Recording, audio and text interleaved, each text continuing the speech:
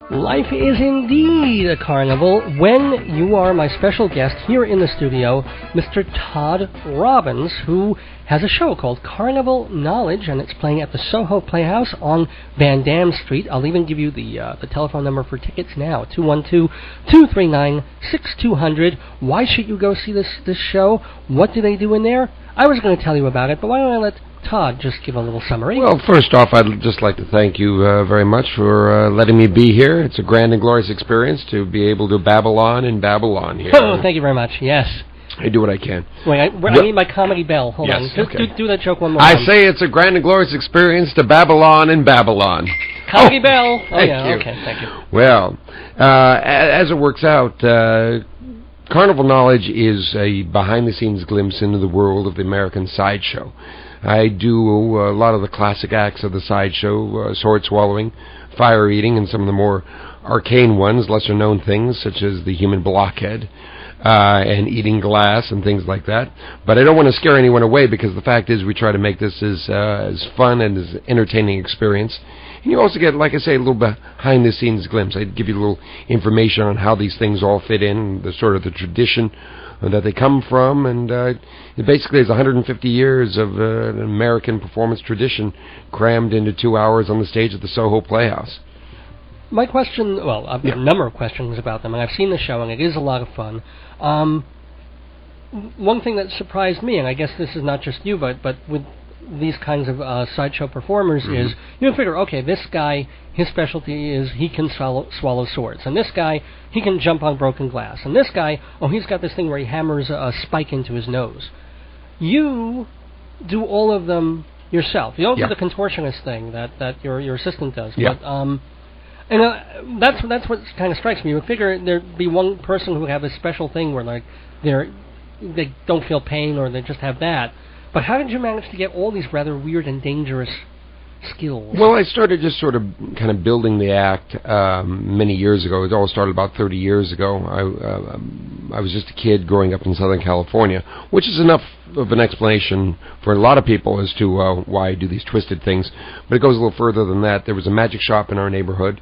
I went in there and kind of got taken with magic, and then really wanted to see something real, because magic is great, but it's all tricks.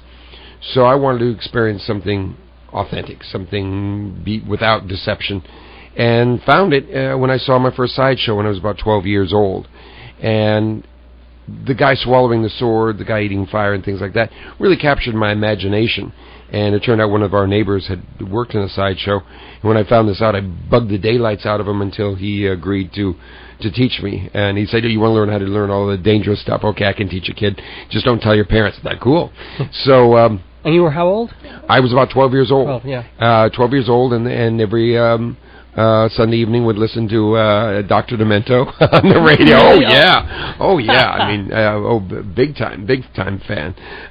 So it's an honor to share a program with someone who had the #1 song on Dr. Demento. There you go. That's a grand and glorious thing also. Anyway, so as it worked out, to kind of answer your question, I loved it all. I not only loved all the skills and things, but also just loved the whole culture, because it is the original counterculture. It is a nomadic life that these people have been traveling around, and that's really what we put on the stage there.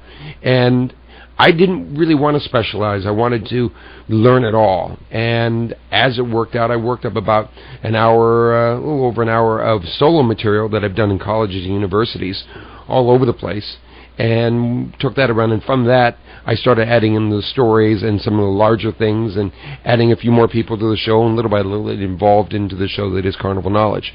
The funny thing about it is, I just wanted to be as good as I possibly could at these things, and studied with a number of old guys that taught me the various skills, and really worked very hard at all this. And one of the old showmen, who's a little bit of a shady character, they have them in show business, really. Yeah. Said to me, "Kid, you're doing it right. You're doing it right." And I go, "What do you mean?" So you learned all the skills. I said, "Well, yeah, I think it's important." He said, "Oh, it is important. So that when you have your own show and you're running and the sword swallower comes to you and wants more money, you say, 'What, for this?' And you swallow the sword and say, 'Anyone can do that.' 'Well, I'm paying you too much, kid.' And see, that's what you got to do." I'm like, "Oh, okay, thank you, Bobby. I appreciate the..." So that's what he thought I was doing it for, but it was just, I just wanted to be sort of a one-man sideshow. Well, I am curious. Are there things that you're either still studying how to do and may want to do one day, or there are things that other sideshow people have done over the years that you looked at and it's like you tried it or you won't even go near it? Well, there's a couple of skills that there's an act that I don't do because I try to, when you look on paper what we do in the show, eating glass, hammering a nail in the nose, it's the last thing people want to see. I mean, let's be very honest. The description, you read that and you go, and that's entertaining how? And you really have to see the show to realize that it is an entertaining experience. I play against the gross out element. We're not playing a rock and roll club. This is not, CBGB's or some punk club that we're doing this in. So we're not going hardcore with it. We're trying to make it fun. Because the thing people forget, I'm getting to your head, so believe me. Go for it. I kind of No, but come they also around the long took way. it on tour with Lollapalooza, like about 5 or 10. That was a big, probably a good boost for the whole. There really was. thing. It introduced it to a whole new audience. That introduced it to the rock and roll audience. Before that time, if you wanted to see a sideshow, you would go to a circus, a carnival, or an amusement park. And people go, well, kids shouldn't be seeing people eating glass and swallowing swords. And I go, well, for the last 150 years, it's been seen in circuses, carnivals, and amusement parks. And who goes to circuses, carnivals, and amusement parks but families? So it is family entertainment. There is one act that I don't do. I have a friend who does it, and ironically, he was with the troupe that you mentioned, Jim Rose, who was with the Lollapalooza tour a number of years ago, and the man's name is Zamora, the Torture King. Oh, God. He does things with his flesh and with skewers. Oh, I hate that. I can't deal with that. It is truly amazing. It throws back to a whole Eastern tradition.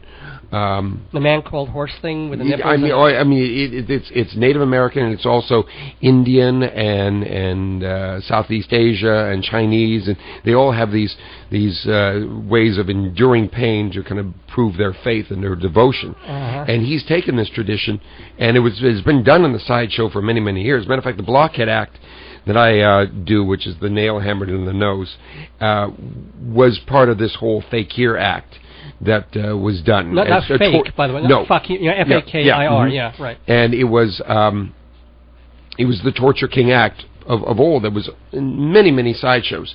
And they would run skewers through their flesh and then they hammer a nail in their nose as showing that they were pain-proof. Well, it doesn't hurt to do that, to hammer a nail into your nose. And there was a man named Melvin Burkhart who in 1929 took that one act and made it a standalone act, did about 7 minutes with it, adding in jokes and making it very entertaining, and just making it into a comedy act, as in addition to being just an amazing display.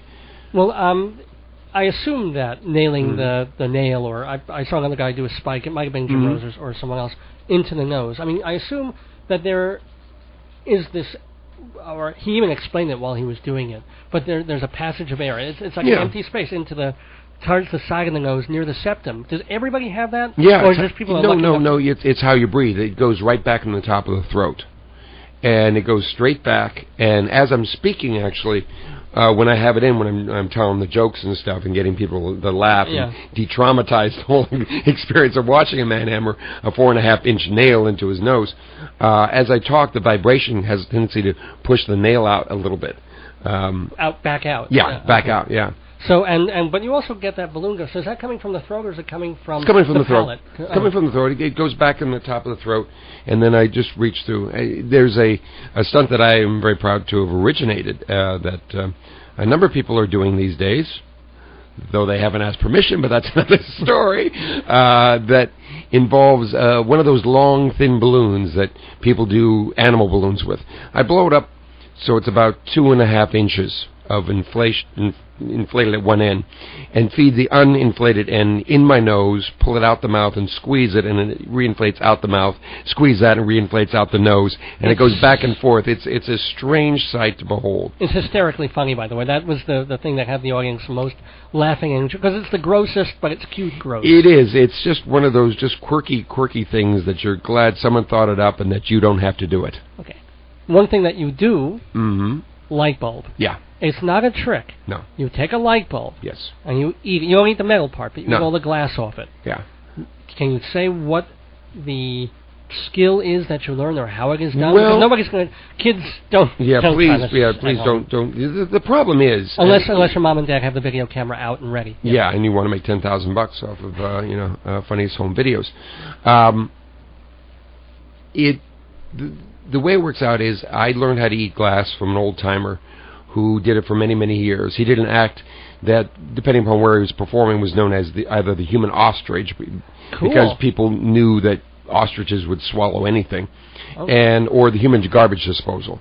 And he would eat cigarettes, matches, razor blades, because the old razor blades were made out of very thin steel, and you could actually crunch them like a potato chip, for lack of a better term. And he would chew those up, and he would take a light bulb and break it and chew on the glass. And he taught me how to do this. And he used to do a joke in the act that I tried doing for a while, but it just didn't play. He used to love this joke, and he would say, his name was Red, and he would say, well, when I learned how to do this act, I saw a guy do it, and I was just a teenager at the time, and I was with a girl that I was kind of had a fancy for, and she was standing there with me. We were on a date watching the sideshow, and there's the guy. He's eating glass. He's eating biting in a tin can and eating the metal. He's eating cigarettes, and I turned to her and said, that's pretty neat, isn't it? She says, that's nothing. A goat can do all that and give milk, too. And they give the bell. And he would laugh, and that was like one of the big jokes in his act. But anyway, the technique is legit. I really do eat the glass. I bite into a light bulb and chow down on broken glass, and there's a way of chewing it up and swallowing it so it doesn't cut up the mouth and throat. It's something you have to learn, so that you're just not a bloody mess when you do this. But it has to be. It couldn't be a champagne glass. Yeah, it can be. Oh, it can be. Yeah, any thin glass. I was doing a TV show in Germany, a talk show that was very much like the Tonight Show.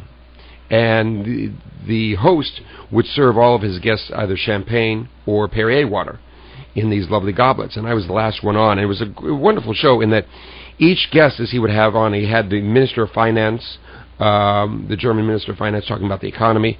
He had some starlet who was on a soap opera. He had a couple of actors. He had some other personalities. And he'd end all of his little talks with him, the little segments going, well, that's very interesting. Now, what do you think of a man who's going to hammer a nail into his nose and eat glass? What do you think of it? And they'd kind of comment on it, and then he'd go to commercial. So it was a way of teasing him. He got to me, and I think they thought it was fake. I have a feeling they thought it was fake, because I'm doing the bit, and I'm going to hammer the nail in my nose. I said, but first I haven't had any dinner. Bring out the light bulb, bite in the light bulb, and chow down. He said, would you like some water? I said, yes. He pours the water, hands me the glass, and I realize it's crystal and thin.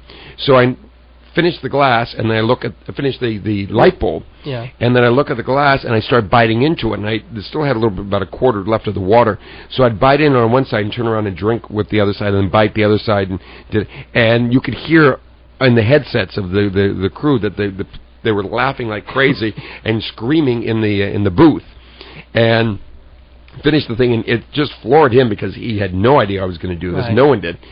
And when I walked off stage, he at the end of it, he said, this is great. Oh, this is going to get us great ratings. Oh, this is wonderful.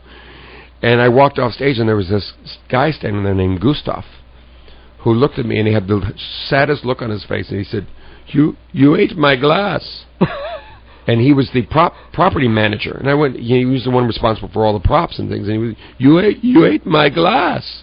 And I said, well, yes, I did. He said, they're Cartier crystal. They're $250 each, only sold in sets of 6. Oh, dear. And I said, well, it was very tasty. Did you bring it back up for him? Or no. I kind of left that side. Speaking of the acts, the human pincushion is an act I don't do. And another act I don't do, and it's the greatest act in show business.